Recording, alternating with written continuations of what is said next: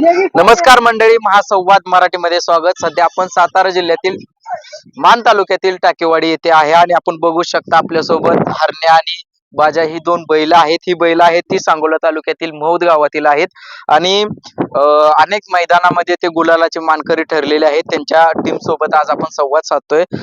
काय सांगचाल तुम्ही सतोषा देवाला आज बैल घेऊन आलाय दर्शनासाठी आलोय बैल घेऊन. नवस केलत. कुलस्वामी देव आहे आमचा. तुमचं नाव सांगा, गाव सांगा, बैलांची नावं सांगा. इंद्रजित किसन काळे मोहोत, तालुका सांगोला, जिल्हा सोलापूर.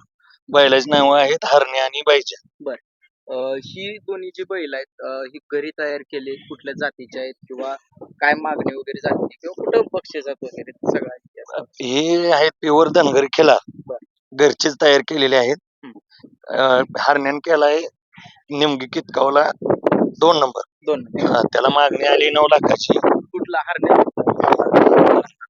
9 लाखाची मागणी आलेली आहे. 9 लाख. तरी आम्ही काही ते देत नाही. दिला नाही.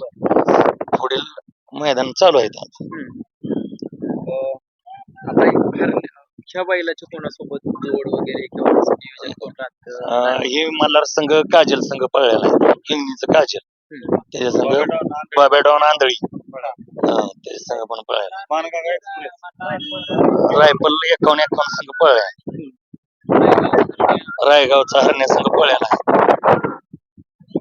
आता काय पुढचं नियोजन हंगामी म्हणजे आता 31 तारखेला पेडगावला पळणार आहे दोषाला. मग काय किंवा कोण सुट्टी मेकर आशुतोष सर्वदे आपल्यासोबत सुट्टी मेकर आहे.